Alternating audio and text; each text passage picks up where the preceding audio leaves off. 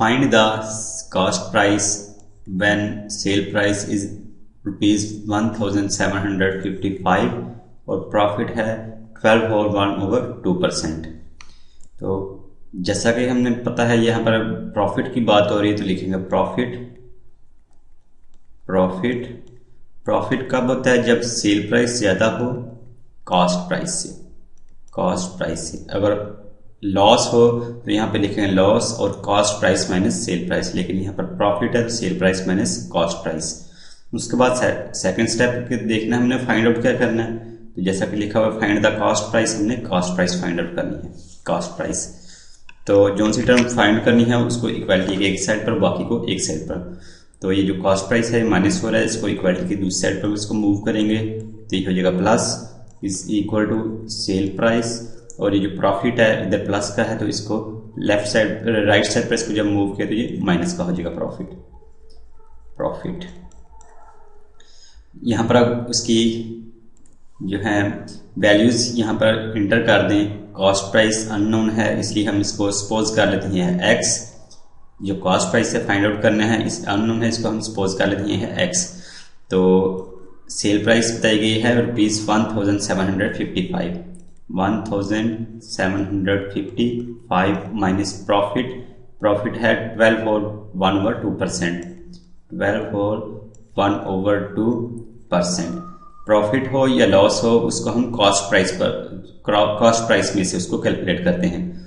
तो प्रॉफिट क्या होता है? परसेंटेज जो होती है उसको मल्टीप्लाई कर देते हैं कॉस्ट प्राइस से। अगर लॉस हो तो उसको भी मल्टीप्लाई कर देंगे कॉस्ट प्राइस से। तो प्रॉफिट है 12 और 1/2%, तो इसको मल्टीप्लाई कर देंगे कॉस्ट प्राइस से। और वो जो कि अननोन है हमने सपोज की है x है, इसलिए इसको कॉस्ट प्राइस यानी कि x से मल्टीप्लाई कर दिया। अब ये आ जाएगा 1755 माइनस 12 और 1/2%। 1/2% यानी कि हाफ। इसको हम ये भी लिख सकते हैं 12.5%, या फिर इसको ऐसे कर लेते हैं कि 12 को 2 से मल्टीप्लाई किया 24 प्लस 1 ये हो जाएगा 25 और डिनोमिनेटर में 100 आ जाएगा, क्योंकि परसेंट का डिनोमिनेटर में 2 है 2 और साथ परसेंट का एक सिंबल है। परसेंट का सिंबल जब रिमूव किया तो इसको परसेंट का मतलब है पर 100 यानी कि डिवाइड बाय 100। तो 100 भी डिवाइड हो रहा है इसलिए 2 भी डिवाइड हो रहा था इधर, और 100 जब है वो भी डिनोमिनेटर में है, दोनों आपस में मल्टीप्लाई हो जाएंगे और साथ मल्टीप्लाई हो रहा है x। इधर x है, x is equal to 1755 minus 25 और 2 को x से 100 से मल्टीप्लाई किया तो 200 और इधर साथ x।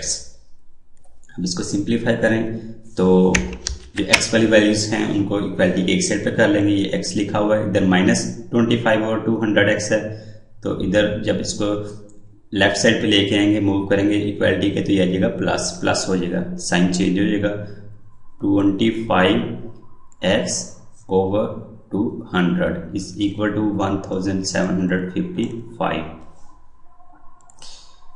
अब ये जो डिनोमिनेटर है उसको सेम कर लेंगे।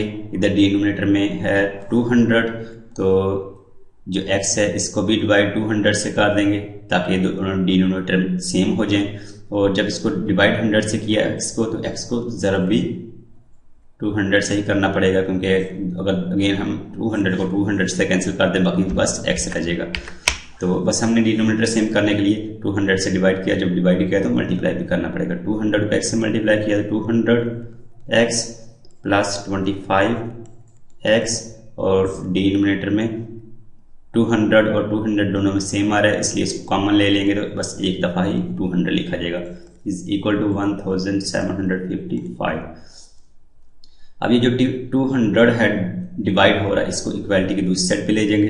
ये बाकी रह गया था 200x प्लस 25x और 200 को 25 से मल्टीप्लाई करेंगे तो 225x इज इक्वल टू 1755। ये 200 डिवाइड हो रहा था, दूसरी साइड पे आके ये मल्टीप्लाई हो जाएगा 200।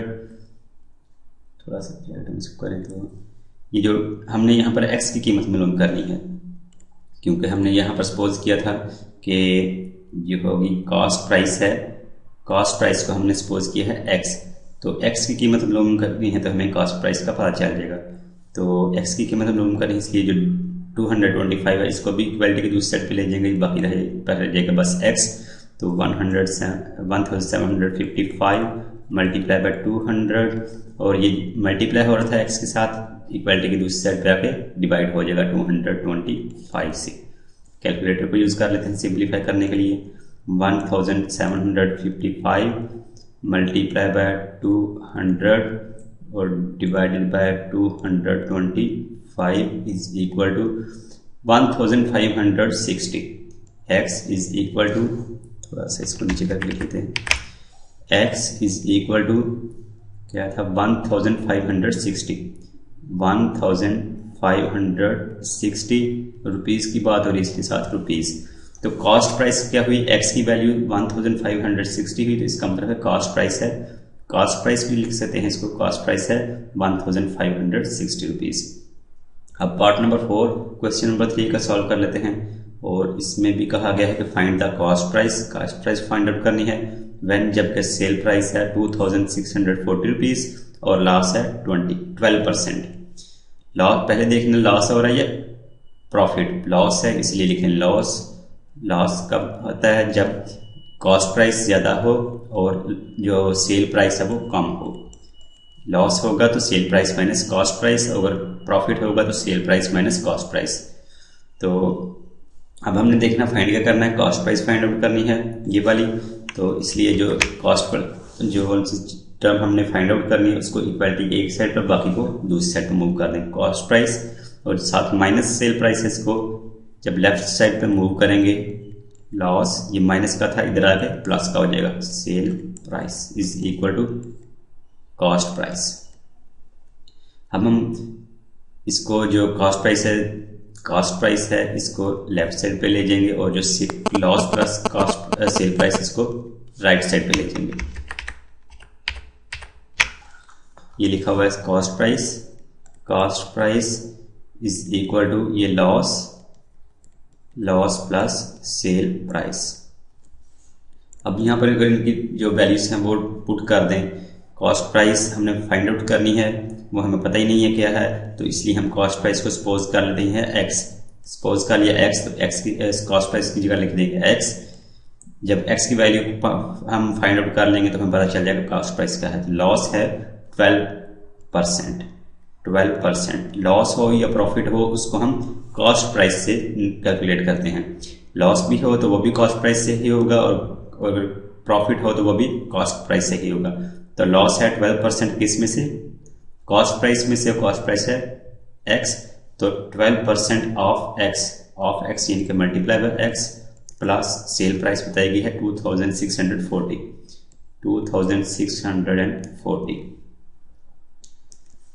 x is equal to 12% means पर 100 यानी कि डिवाइडेड बाय 100, x प्लस 2640।